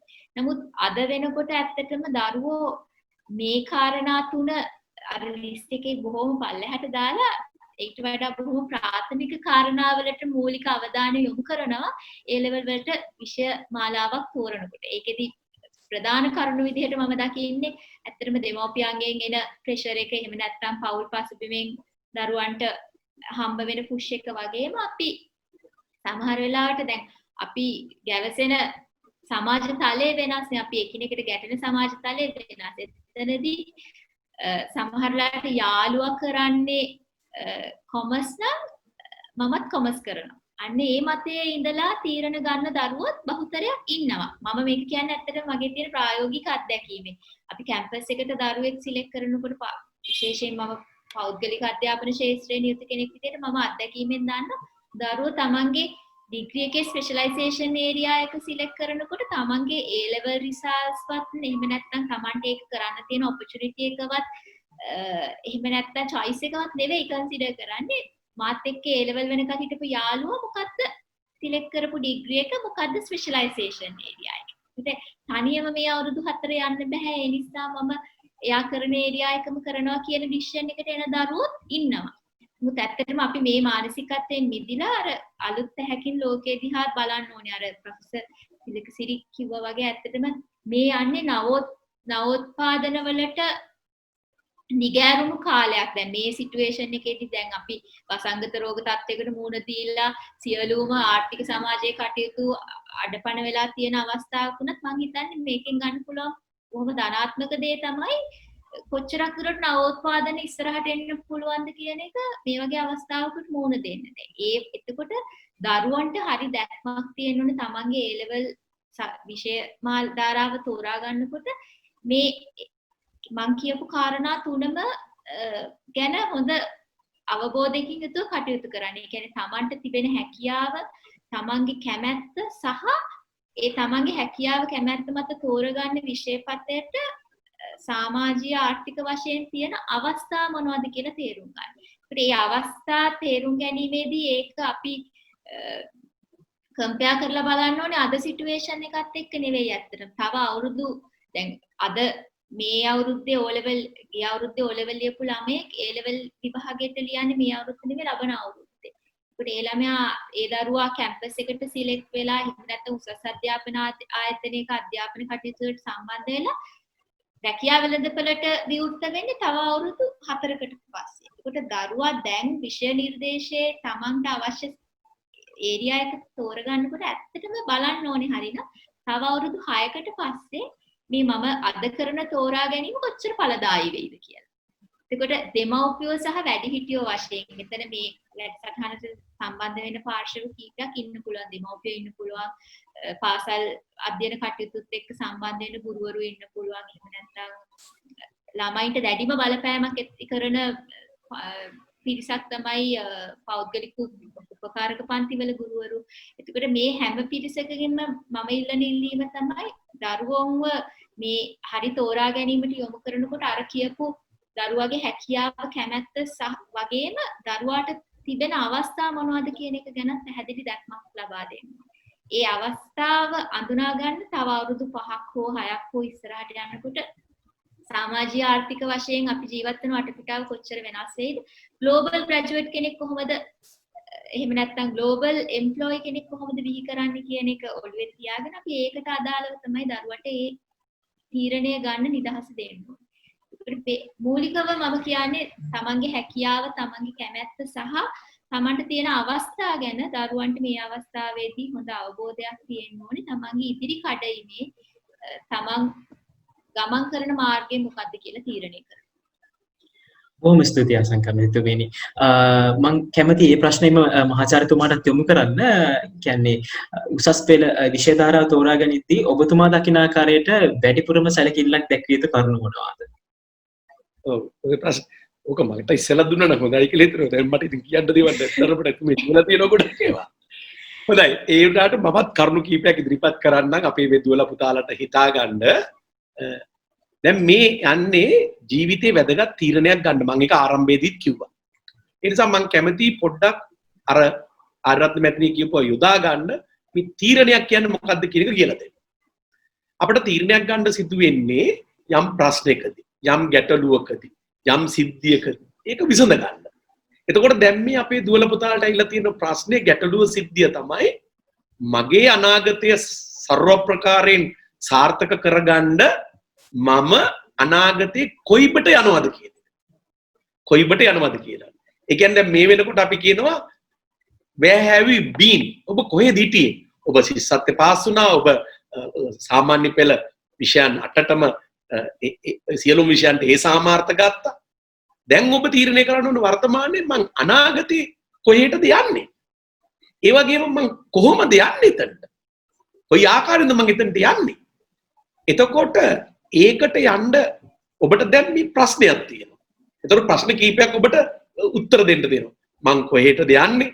මං කොහොමද යන්නේ? මං කොයි ආකාරයෙන්ද යන්නේ? මට ඒකට අවශ්‍ය සම්පත් මොනවද? මං කළ යුතු දේවල් මොනවද? මං නොකළ යුතු දේවල් මොනවද? ඒ වගේ ප්‍රශ්න ගණනාවකට පිළිතුරු දෙන්න ආරම්භක ප්‍රශ්නය තමයි මං මොන විෂය ධාරාව තෝරගන්නවද කියන එක. ඉතින් ප්‍රශ්නයක් කියලා කියන්නේ විසඳුමක් සොයන්න තිබෙන සිද්ධියක් නැත්නම් අවස්ථාවක්. සරලෙන්ම කියනවා අපේ දුවලා පුතාලට තේරෙන්න. දැන් මෙන්න මේ ප්‍රශ්නෙට තීරණය ගන්න එක එක අයට බාර දෙන්න එපා. පළවෙනිම දේ මේක ඔබගේ යාළුවන්ට බාර දෙන්නත් එපා. ඔබගේ දෙමව්පියන්ට බාර දෙන්නත් එපා. දැන් අපි මේ වාගේ සාකච්ඡා කරන්නේ ඒ දරුවන්ගේ ඒ ධාරිතාවය වැඩි කරන්න නිවැරදි තීරණ ගන්නෙක් වෙන්න. එතකොට ඕනම ප්‍රශ්නයකට විකල්ප විසඳුම් තියෙනවා. එතකොට අපි හරි තීරණයක් ගන්නවා කියන්නේ ඒකේ තියෙන විකල්ප විසඳුම් වලින් වඩාත්ම සුදුසු විකල්පය තෝරා ගැනීම. මෙන්න මේ විකල්පය තෝරගන්න යනකොට විකල්ප හඳුනගන්න, ප්‍රශ්නේ හරියට තේරුම් ගන්න, ප්‍රශ්නෙට අදාළ විකල්ප විසඳුම් හඳුනගන්න, ඒ විකල්ප විසඳුම් අතරින් වඩා හොඳ එක තෝරගන්න යනකොට අපිට අත්‍යවශ්‍ය දේ තමයි තොරතුරු. තොරතුරු. හරි නිවැරදි තොරතුරු නැතුව තීරණයක් ගන්න බෑ. ගන්න පුළුවන්. ඒ තීරණේ වැරදීමේ සම්භාවිතාවය වැඩි. හැබැයි කාලීන නිවැරදි අංග සම්පූර්ණ තොරතුරු තියෙනවා නම් අපට නිවැරදි අනාගතයට සාර්ථක වෙන තීරණයක් ගැනීමේ හැකියාව වැඩි. ඒ නිසා දැන් දුවලා පුතාලා මේ අවස්ථාවේ කරන්න ඕන මේ එක එක විෂයන් සම්බන්ධයෙන් එක එක විෂය ධාරා සම්බන්ධයෙන් විවිධ තොරතුරු රැස් කරගන්න. ඒ වගේ තියෙන හොඳ නරක යහපත අයහපත ඒ ආදී විවිධ පැතිවලින් තොරතුරු. අන්න ඒ තොරතුරු ගන්නකොට දෙමව්පියන්ට සවන් දෙන්න. වැඩිහිටි සහෝදර සහෝදරයන්ට සවන් දෙන්න. තමන්ගේ යාළු මිත්‍රාදීන්ට සවන් දෙන්න. ඒ වගේම අද තාක්ෂණයේ දියුණුවත් සමගම ඉන්ටර්නෙට් එකේ තියෙන ඕන තරම් තොරතුරු. එතකොට ඒකෙන් ගිහිල්ලා තොරතුරු ගන්න ඕන. ඒ තොරතුරු අරගෙන තමන් හරි තීරණයක් ගන්න ඉස්සරලා අපේ මගේ විෂය තියෙනවා උපාය මාර්ග කළමනාකරණය. ඒකේ තියෙන එක ටෙක්නික් එකක් තියෙනවා gap analysis, SWOT analysis, root cause analysis කියලා. අන්න මේකෙදි සරල එකක් මම කියලා දෙන්නම්. ඔබ තොරතුරු ඔක්කොම රැස් කරගෙන ඔබේ SWOT analysis එකක් කරගන්න. ඒ කියන්නේ ඔබ හඳුනා ගන්න ඕනේ ඔබේ ශක්තියින් මොනවද? ඔබේ ශක්තියින් මොනවද? මට වැඩි වේලාවක් එක දිගට ධාරණය කරගෙන යන්න එක දිගට ඉඳගෙන ඉන්න පුළුවන් කෙනෙක්. මට හොඳට ලියන්න පුළුවන්ද? මට හොඳට කතා කරන්න පුළුවන්ද? මට හොඳට ගයන්න පුළුවන්ද? මට හොඳට වයන්න පුළුවන්ද? හැම කෙනෙකු ගාවම තිබෙන ශක්තිය එකිනෙකාට වෙනස්. එතකොට ඔබ බලන්න ඕනේ ඔබට ආවේනිකව ඔබ තුල තිබෙන ශක්තියින් මොනවද? ශක්තියක් කියන්නේ තමන්ගේ අරමුණක් පිහිටවගෙන ඒ අරමුණ ඉටු කරගන්න තමා තුල තිබෙන සුබවාදී ලක්ෂණය. යහපත් ලක්ෂණය. ඒ නිසා අපේ දුවලා පුතාලා හුඟක් අය දන්නේ නැහැ තමන්ගේ ශක්තිය. ඒ නිසා ඒ ශක්තියින් වලින් ප්‍රයෝජන ගන්නෙත් නැහැ. සමහරට ඒ ශක්තිය නුඟා අපතේ ගිහිල්ලා. මුලින් බලන්න ඕනේ ශක්තිය. ඊළඟට බලන්න ඕනේ තමන්ගේ දුර්වලතා. දැන් අපි හිතමු හුඟා එක දිගට ගොඩාක් පාඩම් කරන්න කම්මැලි දුවෙක් පුතෙක් ඉන්නවා. මං හිතන්නේ එයා ජීව විද්‍යාව තෝරගත්තොත් එයාට වෛද්‍යවරයෙක් වෙන්න ලේසි වෙයි කියලා. මොකද ජීව විද්‍යාව කරන අය ගොඩාක් පාඩම් කරලා කඩපාඩම් කරගන්නත් ඕනේ. මතක තියාගන්නත් ඕනේ ගොඩාක්. හැබැයි ඒ පුතාට පුළුවන් ඉක්මනින්ම ටට්ටට කළ ගණන් හදන්න. එතකොට එයාට ඒ ගණිතයේ ශක්තියක් තියෙනවා. හැබැයි එයා පාඩම් කරන්න ආස නැහැ. එයා පාඩම් කරලා කටයුතු කරන්න කැමති නැහැ. ටක්කල අවබෝධ කරගත්තා, හැදුවා, තිව්වා. එතකොට ඒ අනුව හඳුන ගන්න ඕනේ එයාගේ ශක්තිය, හඳුන ගන්න ඕනේ එයාගේ දුර්වලතා. දුර්වලතාවයක් කියලා කියන්නේ තමන් පිහිටව ගන්න අරමුණක්, තමන් කරන්න යන වැඩක් ඉතා සාර්ථකව ඉටු කරගන්න බැරි වෙන තමා තුළ තිබෙන අහිතකර තත්වයකට කියනවා දුර්වලතාවයක් කියලා. තමන්ගේ දුර්වලතාව හඳුන ගන්න ඕනේ. ඒ යථාර්ථවාදී වෙන්න ඕනේ. ඒක ඔබයි කරන්න ඕනේ. මොකද හේතුව බුදුහාමුදුරුවෝ කියලා තියෙනවා අත්තායි අත්තනෝ නාතෝ කොයිනාතෝ පරෝසය. අත්තනාව සුදන්තේන නාතල් ලබදි දුර්ලභං කියලා. තම හිසට සෙවණැල්ල තම අතමය. වෙන කිසිම කෙනෙක් නැහැ. ඒ නිසා දැන් පුතාලා දුවලා අවුරුදු 16කට කිට්ටු වෙලා ඉල්ල තියෙනවා. එතකොට දැන් ඔබ ඔබේ ශක්තියන් හඳුන ගන්න ඕනේ, ඔබේ දුර්වලතා හඳුන ගන්න ඕනේ.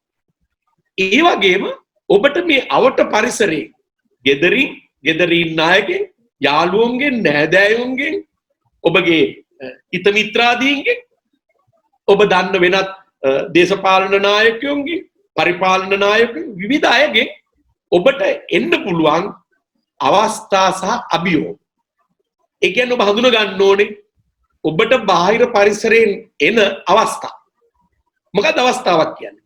ඔබ තෝරගත්ත විෂය කාණ්ඩය හොඳින් කරගෙන යන්න ඔබට ඔබගේ ගෙදර ඉන්නවා අයියා ඉංජිනේරු කරන්නේ.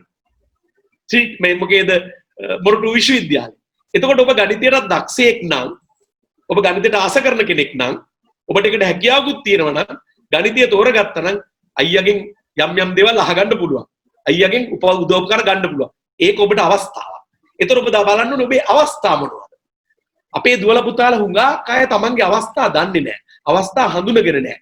ඒ නිසා ඒවා අපතේ ගිහිල්ලා ඒවෙන් ප්‍රයෝජන ගන්න නැහැ. ඒ නිසා අවස්ථාව. මොකක්ද අවස්ථාවක් කියන්නේ? ඔබ දැන් ඇති කරගන්න ඉලක්කය ළඟා කරගන්න බාහිර පරිසරයෙන් ඔබට ගන්න පුළුවන් යහපත් තත්ත්වයක්, සුභවාදී තත්ත්වයක්. ඒවට කියනවා අවස්ථා කියලා. ඔබ අවස්ථා තෝරගන්න ඕනේ. හඳුන ගන්න ඕනේ. ඊළඟට ඔබ හඳුන ගන්න ඕනේ ඔබේ බාහිර පරිසරයෙන් එන අභියෝග, තර්ජන, අභියෝග. ඉංග්‍රීසියෙන් කියනවා threats කියලා. අපි පළවෙනි එකට ඉංග්‍රීසියෙන් කියනවා strength, weaknesses, opportunities, threats. මේකට SWOT analysis කියලා තමයි කෙටියෙන් කියන්නේ. එතකොට ඔබ තේරුම් ගන්න ඕනේ ඔබගේ පිටි බාහිර පරිසරයෙන් එන අභියෝග. දැන් උදාහරණයක් වශයෙන් ඔබට සමහර වෙලාවට ආර්ථිකීය වශයෙන් ඔබට ඔබගේ තාත්තට අම්මට ටිකක් සල්ලි වියදම් කරන්න අමාරුයි. අම්මට තාත්තට ලොකු ආදායමක් නැහැ. ඒතර ඒක ඔබට පොඩි තර්ජනයක්. ඒ වගේම ඔබට ඔබගේ ගෙදර කවුරුවක්වත් නැහැ. ඒ උසස් පෙළ කරන ඔබ තමයි පළවෙනි එක්කෙනා. ඒතර ඔබට උදව් උපකාර කරන්න මේ ගෙදර පරිසරේ කවුරුවත් නැහැ. ඒක ඔබට තර්ජනයක්. එතකොට ඒ නිසා ඔබ තුල තිබෙන ශක්තියන් හඳුන ගන්න ඕනේ, දුර්වලතා හඳුන ගන්න ඕනේ. බාහිර පරිසරයෙන් එන අවස්ථා අභියෝග හඳුනගෙන ඔබ බලන්න ඕනේ මේ කරුණු මත මට වඩාත් සුදුසු පාඨමාලාව කුමක්ද? හැබැයි මෙන්න මෙහෙම වැරදි තීරණ ගන්න එපා. සමහර වෙලාවට ඔබ සාමාන්‍ය පෙළ සියලුම විෂයන් වලට ඒ අරගෙන තියෙනවා. ගණිතයත් ඒ විද්‍යාවත් ඒ නිසා කෙනෙක් කියන්න පුළුවන් පුතා දැන් ඔක්කොම අරගෙන තියෙන්නේ. ඒ නිසා ඔයාට හොඳම නම් ජීව විද්‍යාව තමයි දොස්තර කෙනෙක් වෙන්න. හැබැයි ඔබ එක දිගට පාඩම් කරන්න කැමති නැති කෙනෙක් නම්, ඔබට එහෙම කරන්නත් ආසාවකුත් නැත්නම්, ඔබ ලේ දකින්නත් ආස නැත්නම් ඔබට වෛද්‍යවරයෙක් වීමේ හැකියාව අඩුයි. හැබැයි O-level ඔක්කොම උතර පාස් වෙලා. ඒ නිසා කිසිම අවස්ථාවක කිසිම කෙනෙක් තමන්ගේ O-level වල ප්‍රතිඵල මත පමණක් පදනම් වෙලා විෂය මාලා තෝරා ගැනීම සුදුසු කටයුත්තක් නෙමෙයි. ඒකයි අපේ ආරත්න මැතිණිය කිව්වේ මේ තමන්ගේ ආසාව, තමන්ගේ ශක්තිය ගැන කතා කරන්න ඕනේ. මේ ශක්තිය ගැන කතා කරනකොට මම පොඩි උදාහරණයක් දෙන්නම්. තමන්ගේ එකට අපි කියනවා ධාරිතාවය, ශක්තිය, ඒ වගේම තමන්ගේ කුසලතා. ඒකට මම හොඳ උදාහරණයක් දෙන්නම්. අපි මේ කළමනාකරණය උගන්වනකොට පාවිච්චි කරනවා අර ඉබ්බගේ සහ හාවාගේ කතාව. ඒ ඉබ්බගේ හාවාගේ කතාවේ අපි විවිධ කතා ගොඩනගලා තියෙනවා. එතකොට මෙන්න මේ ශක්තිය දුර්වලතා හඳුනගන්න මම හොඳ උදාහරණයක් දෙන්නම්. දැන් අපි ගත්තොත් හාවාගේ ප්‍රධානම ශක්තිය මොකද්ද? ගොඩබිම දිවීම. ඉබ්බගේ මොකද්ද ශක්තිය? වතුරේ පීනීම. ඉබ්බ ගොඩබිම දුවන පාඨමාලාවක් තෝරගත්තොත් මිනිහා අනාථයි. ඒ වගේම හාවා ගඟේ මුහුදේ කරන පාඨමාලාවක් තෝරගත්තොත් මිනිහා සාර්ථකයි. එතකොට සාර්ථක වෙන්න නම් ඉබ්බ තෝරගන්න ඕනේ වතුරට අදාළව පාඨමාලාවක්. හාව තෝරගන්න ඕනේ ගොඩබිමට කැලෑවට අදාළ පාඨමාලාවක්. ඒ වාගේ අපේ ළමයින්ගේ ශක්තිය ධාරිතාවය වෙනස්. ඒ නිසා ඔබ ඔබේ ධාරිතාවය තෝරගෙන ඊළඟට ඉතා වැදගත් වෙන්නේ ඉංග්‍රීසියෙන් හොඳ වචනයක් තියෙනවා ඔකට passion කියලා. your passion එකක් තියෙනවා. ඒ කියන්නේ හැම කෙනාටම ආවේනික වෙච්ච විදිහේ passion එකක් තියෙනවා. ඒක තීරණය වෙන්නේ ඔබගේ ආසාව, ඔබගේ කැමැත්ත, ඒ වගේම ඔබගේ ආකල්ප, ඊළඟට ඔබ ඒ දේ කෙරෙහි දක්වන ලැබියාව, ඒ විවිධ කටයුතු අනුව කවුරු හරි කෙනෙක් Tamanගේ passion එකට අදාළ එකක් තෝරගත්තොත් එයා ඒ වැඩේ වඩා හොඳට කරනවා. හැබැයි විෂයන් ඔක්කොටම O level වල ඒ තියෙන නිසා දොස්තර කෙනෙක් වීමේ කිසිම passion එකක් නැති කෙනෙක් තෝරගත්තොත් දොස්තර කෙනෙක් වෙන්න කොන්දොස්තර කෙනෙක්වත් වෙන්න අමාරුයි. ඉතින් ඒ නිසා අපි තෝරගන්න ඕනේ Tamanගේ ඒ passion එක. ඒකට මට හරියටම සිංහල වචනයක් නැහැ. ඒ සිංහල වචන සමහරු කියනවා ආසාව, සමහරු කියනවා මේ කැමැත්ත. ඒ ඔක්කොම තියෙක තියෙනවා. ඒ ඔක්කොම තිබිලා ඒක කිරීමට තමා තුළ තියෙන විශේෂිත වෙච්ච කලාව. එයාට ආවේනික වෙච්ච එයා තුළ තිබෙන ඒකට තව නමක් අපි කියනවා මේ කෝ කොම්පිටන්සි කියලා. එයාටම ආවේනික වෙච්ච විශේෂ සුවිශේෂ තත්ත්වයක්. එතකොට ඒකත් එයා සැලකිල්ලට ගන්න ඕන. මේ පාඨමාලාව මම ඉදිරියට යන්න, මගේ ජීවිතය අරගෙන යන්න මං කොයි විදියටද මේක. ඊළඟට මට දෙන්න තියෙන උපදේශය තමයි ඔබ කිසිම කෙනෙක් අනුකරණය කරන්න එපා. ඒක අපේ ආරත්න මෙතනත් කිව්වා අනුකරණය කරන්න එපා. ඒ කියන්නේ ඒක අපේ මේ දරුවෝ කරන පොදු දුර්වලතාවයක්, වැරද්දක්, common mistake එකක්. ඒ කියන්නේ මගේ අර මෙතනත් කිව්වා ඒක මේ මගේ යාළුවෝ ඔක්කොම කියනවා එයාත් මැත්ස් කරන නිසා මටත් මැත්ස් කරන්න කියලා. අන්දානුකරණය කිසි කෙනෙක්ව අනුකරණය කරන්න එපා. එක. අනික දෙමව්පියන්ට මට කියන්න තියෙන්නේ ළමයින්ට ඔබ කැමති දේ ළමයි ලව්ව කරෝ ගන්න නම් යන්න එපා. දැන් අද හුඟක් වෙලාවට වෙන්නේ අපේ හුඟක් පවුල්වල අම්මටයි තාත්තටයි විශ්වවිද්‍යාලේ ගිහින් ඉවර දොස්තර කෙනෙක් වෙන්න බැරුව ගියා. ඉතින් අම්මයි තාත්තයි පුළුවන් තරම් උත්සාහ කරන්නේ මට බැරි වෙච්ච එක මගේ කාගෙන්වත් කරගන්න ඕනේ. එහෙම කිරීම ඉතාම නරකයි. ඒ නිසා ඔබ අම්මට සවන් දෙන්න, තාත්තට සවන් දෙන්න. ඔබ තොරතුරු එකතු කරගෙන ඒ තොරතුරු මත පදනම් වෙච්ච තීරණයක් ගන්න. හිස් වාතාවරණයක තීරණයක් ගන්න බෑ. ඒ නිසා අපි මේ දෙන්නේ ඔබට තොරතුරු. ඒ වගේම තොරතුරු තියෙන මූලාශ්‍ර ඕන තරම් දැන් තියෙනවා. තාක්ෂණයේ දියුණුවත් සමගම ICT දියුණුවත් සමගම ලෝකෙම තියෙන තොරතුරු ගොනු කරලා තියෙනවා විවිධ මේ ක්‍රමවලින් විවිධ ආකාරයට. ඒවා හොයා ගන්න ඕනේ. ඊළඟට අර මං කලින් ඒ කිව්වා වාගේ ඔබගේ SWOT ඇනලිසිස් එක කරලා ඒ මත ඔබ ලිස්ට් එකක් හදාගන්න. මෙන්න මගේ ශක්තියින් ලිස්ට් එකක් තියෙනවා. මෙන්න මගේ දුර්වලතා. එතකොට ඔබ බලන්න ඕනේ දුර්වලතා අඩුවෙන්ම තිබෙන ශක්තියින් වැඩි, අවස්ථා වැඩි එක පදනම් කරගෙන තමයි මං කරන්න යන්නේ කලාවද. ඔබ ඉතා ගායනයට දක්ෂයෙක් නම්, ඔබ ඉතාම නර්තනයට දක්ෂයෙක් නම්, ඔබගේ අනාගතය ඔබ බලාපොරොත්තු වෙන්නේ ඉතා හොඳ කලාකරුවෙක් වෙන්න නම් ඔබට විශිෂ්ට සම්මාන ඔක්කොම විෂයන් වලට තිබුණාට O level වලට ඔබ ගණිතය හෝ විද්‍යාව හෝ තාක්ෂණ වේදේ කරනවට වඩා මං හිතනවා ඔබගේ ඒම් එක තියෙන්නේ ලෝක ප්‍රසිද්ධ හොඳ නැට්ටුවෙක් වෙන්න නම් ඒකත් හොඳයි. ඒකත් හොඳයි. දෙමව්පියෝ ඒකට තමයි උදව් කරන්න ඕන. කෙනෙක් ඊටාම හොඳින් කරන්නේ එයා කැමති දේ. මොනතරම් හොඳ දෙයක් වුණත් එයා අකමැති නම් ඒ දේ තෝර ගැනීම ඊටාම නරකයි. ඒ නිසා තමන් අකමැත්තෙන් තෝරග මන් දන්න අපේ සමහර දරුවෝ ඉන්නවා අම්මලා කැමැත්ත නිසා බල කරලා 28ට මේ 8ක් තිබිච්ච නිසා විද්‍යාව නැත්නම් ගණිතය තෝරගෙන ටික දවසකදී ඒක මාරු කරනවා. එතකොට පෙරහැර ටිකක් ගිහිල්ලා පොඩි ඩැමේජ් එකක් කරගෙන ඉවරයි.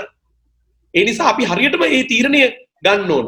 ඒ නිසා දෙමව්පියොත් මේ හොඳට සවන් දීලි ඉවරලා මේ පිළිබඳ අවබෝධයක් ඇති කරගෙන තමාගේ දරුවාගේ ශක්තියින් මොනවද, දුර්වලතා මොනවද, අවස්ථා මොනවද, අභියෝග මොනවද, ඒ අනුව මෙයාගේ අනාගතය. දැන් ඔබ මේක තීරණය කරන්න ඕනේ මෙතුමියත් සඳහන් කළා ඉදිරි අවුරුදු ගානකට. ඒ කියන්නේ ඔබට තියෙන්න ඕනේ දැක්මක්, දර්ශනයක්. මම අනාගතයේදී මේ කියන ශක්තියින් මත ගිහිල්ලා තමයි මම මගේ පෞරුෂය ගොඩනගා ගන්නේ. මගේ පෞරුෂත්වය ගොඩනගා ගන්නේ මම මේ මත. අධ්‍යාපනය කියන්නේ සංස්කෘතිය බාර දීමන්නේ. අධ්‍යාපනයෙන් කරන්නේ සංස්කෘතිය බාර දීම. එතකොට අපිට හදන්න ඕනේ ඕනම පරිසරයකට ගැළපෙන පුරවැසියෙක්. එතකොට ඒ පුරවැසියෝ අපිට විවිධ ආකාරයේ විවිධ දක්ෂතාවයන්ගෙන් තියන අය ඕනේ. දැන් බලන්න අපේ රටේ ප්‍රධානම වෘක්ෂයක්නේ පොල් ගස්. අපේ රටේ හැමතැනම තියෙන පොල් ගස් විතරක් නම් කොච්චර නරකද අපේ රට. අපේ රටේ හැමතැනම තියෙන පොල් ගස් විතරයි. පොල් ගස් විතරයි. දැන් අපේ රටේ විවිධ ගස් තියෙන නිසා අපේ රට ස්වභාව සෞන්දර්යයෙන් හරි හොඳයි. ඒ ස්වභාව සෞන්දර්යයේ වෘක්ෂලතා වගේම අපි හදන්න ඕනේ හොඳ ගස්. විවිධ වර්ගයේ ගස්. විවිධ වර්ගයේ ගස් අපි හදන්න ඕනේ. ඒ නිසා ඔබ අපේ දුව පුතා ඔබ හොඳ ගහක් වෙන්න ඕනේ. ඒ ගහ ඔබට හොඳින් වැඩෙන්න පුළුවන් ගහක් වෙන්න. ඒ නිසා අපි ඔක්කොම පොල් ගස් විතරක් තිබුණොත් එච්චර ලස්සන නෑ රට. නමුත් කොස් ගස්, තල් ගස්, විවිධ ගස් තියෙනකොට හොඳයි. ඒ වාගේ ඒ විවිධ අපිට දැන් මේ ශේස්ත්‍ර පහක් තියෙනවා. මම හිතනවා අනාගතයේදී තවත් අලුත් ශේස්ත්‍ර එන්න පුළුවන්. ලෝක වෙනස් වෙන නිසා. ඉතින් මෙන්න මේ ආකාරයට කටයුතු කරලා ඔබගේ සොට්ටැලිස් එක කරලා ඒ අනුව හරියටම ඔබගේ නියමම විදියට ඔබේ ධාරිතාවය ඔබට අනාගතයේදී හරියටම කරන්න පුළුවන් දේ පදනම් කරගෙන ඔබ අනාගතේ කවුද වෙන්නේ කියන එක පිළිබඳව හරියටම තීරණය කරලා ඒකට යන්න තමයි ඔබ තෝරගන්න ඕනේ විෂය ධාරාව. එක එක්කෙනා කියන නිසා හරි තව කෙනෙකුගේ ඕනකම නිසා හරි ඔබ ඔක්කොම විෂයන් වලට D8ක් ගත්ත නිසා හරි නෙමෙයි ඔබ තෝරගන්න විෂයපතය විෂය ධාරාව තීරණය වෙන්නේ. ඒ නිසා මම හිතනවා මේ ආර්යරත්න මැතිණිය කිව්ව කතාව වලට මගිනුත් යමක් එකතු වුණා කියලා.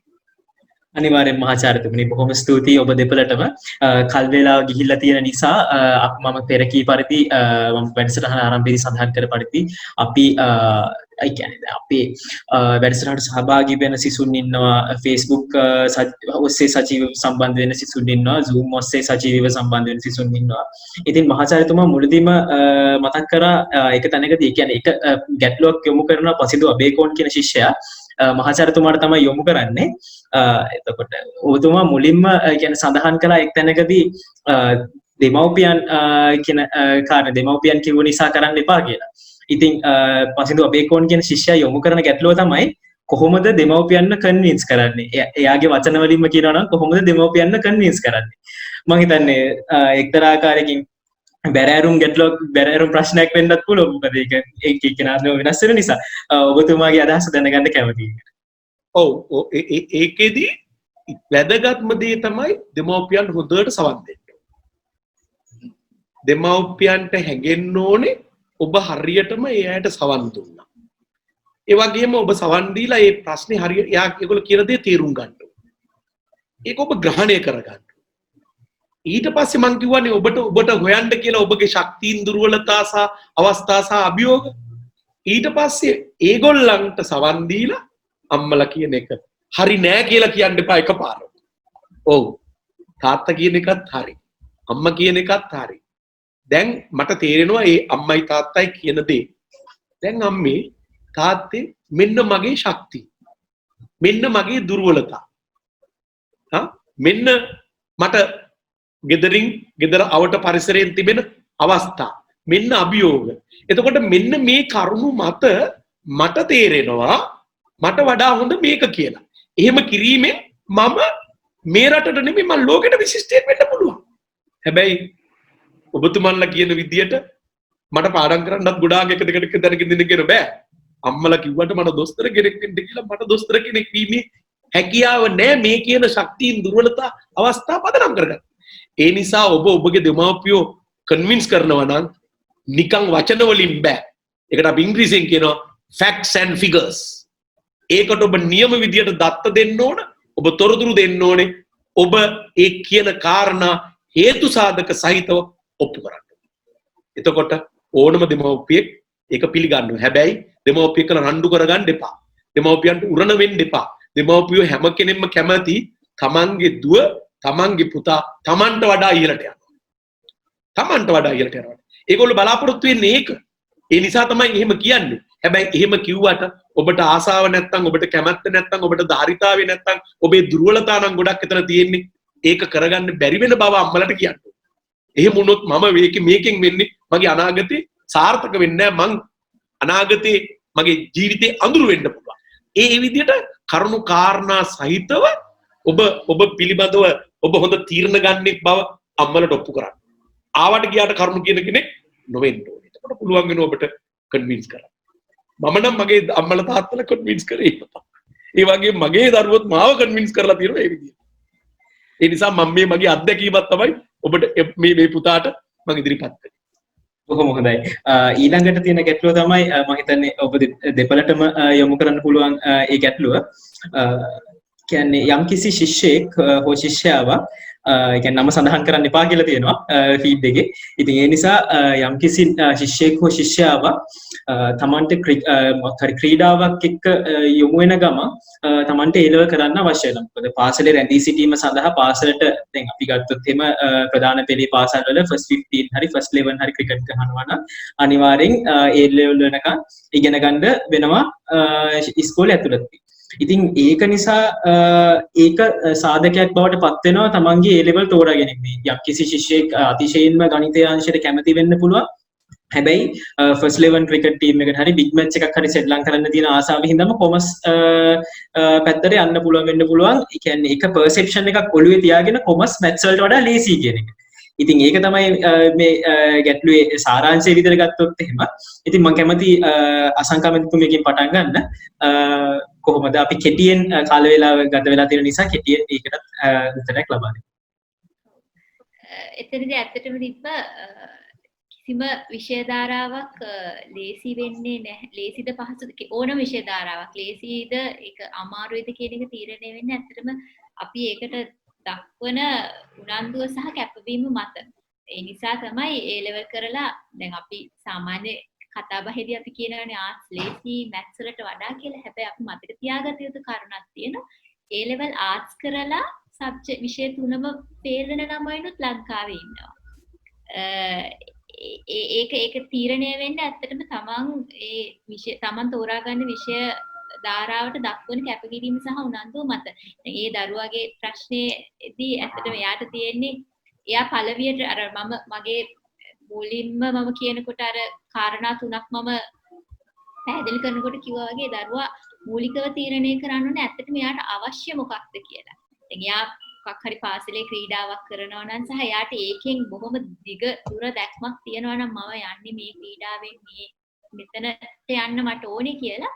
එතකොට ඒ දරුවා ඉතුරු දේවල් හැම දෙයක්ම සංවිධානය කරගන්න ඕනේ අරකට සපෝටිව් වෙන විදිහට. අර ප්‍රස්තිලිසිරි කිව්වා වගේ තමන්ගේ SWOT ඇනලිසිස් එකක් කරලා තමන් යන මාර්ගයට තියෙන බාධක ශක්තියින් අවස්ථා මොනවද කියන එක තමන් තීරණය කරන්න. එතකොට ඒ දරුවාට ඇත්තටම හිතෙනවා නම් කාල කළමනාකරණය කර ගැනීම අතින් මම මැත්ස් කරනවට වඩා මට කොමර්ස් කරොත් ඒක යම් තාක්දුරකට බැලන්ස් කරගන්න පුළුවන් කියලා. එතනදී මම හිතන්නේ ඒ දරුවාට අරකට තියෙන අවශ්‍යතාවය සහ ඒකේ යන දුරත් එක්ක එවැනි තීරණයකට එහෙම තීරණයක් කරාට කමක් නැහැ.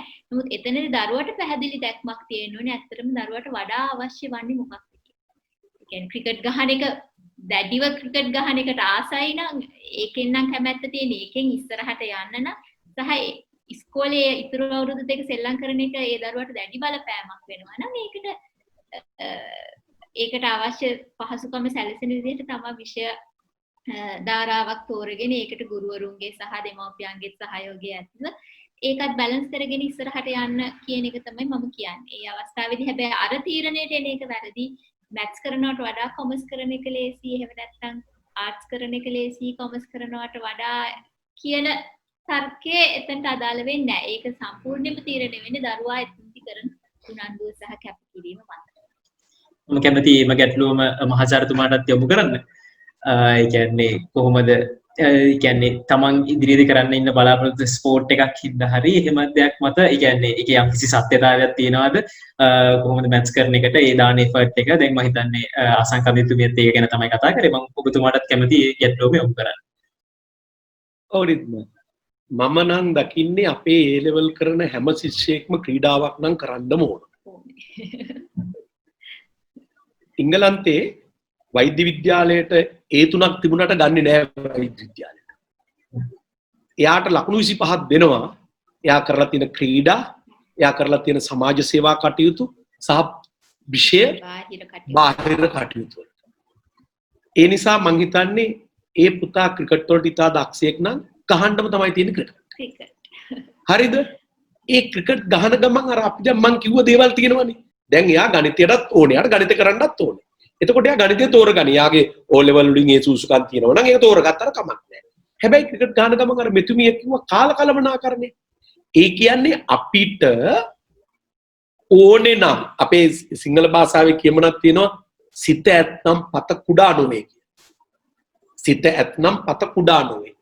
ඒ කියන්නේ මේ පුතාට ක්‍රිකට් ගහන ගමන් ගණිතයත් පාස් වෙලා මොරටුව විශ්වවිද්‍යාලයට යන්න ඕනකම තියෙනවා නම් කළ නොහැක්කක් නොමැත. එකම දේ ඒ පැය 24ම ක්‍රිකට් ගහන්නේ නැහැ. පැය 24ම ක්‍රිකට් ගහන්නේ නැහැ. ඒ වගේම ඉස්කෝලේ ගිහින් ඉවර වෙලා පැය 8ක් ගලාට පස්සේ තව පැය ගානකුත් තියෙනවනේ. ඒ නිසා එයා කරන්න ඕන ඔය පැය 24 හරියට බෙදා ගන්න ඕන. ක්‍රිකට් වලට කොච්චරද වෙලාව මං ගත කරන්නේ? මගේ පාසලේ අධ්‍යාපන කටයුතු කොච්චරද ගත කරන්නේ? සමහර වෙලාවට සමහර පන්ති මිස් වෙන්න පුළුවන්. අන්න එතෙන්දි තමන්ගේ අර අවස්ථා ප්‍රයෝජනයට ගන්න ඕන. පන්තියේ යාළුවෝ වෙන්න පුළුවන්. ගෙදර ඉන්න වෙනත් වැඩිහිටි සහෝදර සහෝදරියෙක් වෙන්න පුළුවන්. ඊළඟ ප්‍රයෝජනයට ගන්න. අරගෙන අර තමන්ට මිස් වෙච්ච පාඨමාලාවක් තියෙනවා නම් පාඩමක් තියෙනවා නම් ඒක අතපසු කරන්නේ නැතුව ක්‍රිකට් ගහලා ඉන්න නිදිය ගන්න බෑ ගෙදර. දැන් ක්‍රිකට් උත් ගහන්න ඕනේ නම් ගණිතයත් කරන්න ඕනේ නම් අනිවාර්යයෙන්ම දියුණු වෙන්නේ සාමාන්‍ය විදිහට ජීවත් වෙන මිනිසු නෙමෙයි. දියුණු වෙන්න ඕනේ නම් එයා අසාමාන්‍ය කෙනෙක් වෙන්න ඕනේ. අසාමාන්‍ය කෙනෙක් වෙනවා කියන්නේ ක්‍රිකට් උත් ගහනවා ගණිතයත් කරනවා. සාමාන්‍ය කෙනෙක් ගණිතේ පමණයි කරන්නේ. එයා අසාමාන්‍ය කෙනෙක් නෙමෙයි. එතකොට ක්‍රිකට් උත් ගහලා ගණිතයටත් කාලය හොයාගෙන කටයුතු කළොත් එයා විශිෂ්ටයෙක් වෙනවා. එයා විශිෂ්ටයෙක් වෙනවා. ඒ නිසා අපේ හුඟක් ක්‍රිකට් ගහන අය මේ සමහර අය A level වත් පාස් නෑනේ. අපිට ගණිතය පිළිබඳව BSc ඉංජිනේරින් තියෙන කෙනෙක් ක්‍රිකට් කණ්ඩායමේ නායකයා වුණොත් කොහොමද රටට? රටට හොඳයි. ඒක පුළුවන් කරන්න. ඒ නිසා විශිෂ්ටය වෙලා තියෙන්නේ සාමාන්‍ය මිනිසු නෙමෙයි. සාමාන්‍ය අසාමාන්‍ය වැඩ කරන අය. ඒක කරන්න පුළුවන්. අර කාල කලමනාකරණය අනුව බෙදාගෙන බලන්න ඕනේ කොහොමද මට පන්ති කට් වෙන්නේ. ඒ කට් වුණාට පස්සේ මම කොහොමද ඒ කට් වෙන එක පහු කරන්නේ නැතුව එදාම ගන්න. එයා කොයි ආකාරයකට කටයුතු කරන්නේ. මම මගෙන් උදාහරණයක් දෙනවා නම් මම විශ්වවිද්‍යාලේ ගියේ අවුරුදු 4ෙම රැකියාවක් කරන ගමන්. මට උදේ විශ්වවිද්‍යාලේ පාඨමාලාවලට යන්න බෑ. මං වැඩ ඇරිලා හවස යනවා විශ්වවිද්‍යාලෙට.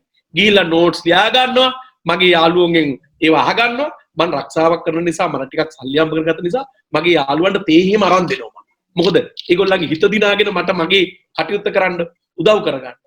මට මතකයි අන්තිම කාලෙදී ඒ අර හැමදාම ගිහපු අය අපෙන් ඇහුවා මේ එක එක ප්‍රශ්න වලට උත්තර. ඒ නිසා Tamanට ඕනේ නම් Tamanට අවශ්‍ය නම් කළ නොහැක්කක් නොමැත. මේ දිනවල හමුදාව කියන්නෙම කළ නොහැක්කක් නොමැත කියලා. ඒ හින්දා කාලය කළමනාකරණය කරගන්න, අවස්ථා ප්‍රයෝජනයට ගන්න, ශක්තියින් ප්‍රයෝජනයට ගන්න. එතකොට ඔබට හැබැයි ක්‍රිකට් ගහලා ඇවිල්ලා අම්මේ අද නම් මහන්සි මට කෙලින් වෙන්නවත් බෑ කියලා නිදියන්න ඔට්ටු නෑ. නිදියන්න ඔට්ටු නෑ. නිදිය ගත්තොත් බෑ. හැබැයි ඔබ ක්‍රිකට් උත් ගහලා මේ කාලේ වැඩි වෙලාවක් අවදි වෙලා හිටියොත් අනාගතේ හොඳට නිදිය ගන්න පුළුවන් වෙනවා.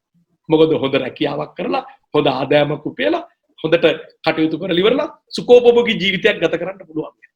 ඒ නිසා දැන් වර්තමානයේ ඔබ මොකද කරන්න ඕනේ? Tamange නොඑක් දේවල් කැප කරන්න ඕනේ. විනෝදයට ගත කරන කාලේ අඩු කරන්න ඕනේ. අනවශ්‍ය දේවල් වලට ගත කරන කාලේ අඩු කරන්න ඕනේ. අනවශ්‍ය කතා බහ වලට ගිහිල් ඉවර වෙලා තෙල් බෙදෙන කාලේ අඩු කරන්න ඕනේ. ඒක කැප කරන්න ඕනේ. අර අතෑරන දේවල් ඉටු කරගන්න. ශක්තියින් පාවිච්චි කරන්න.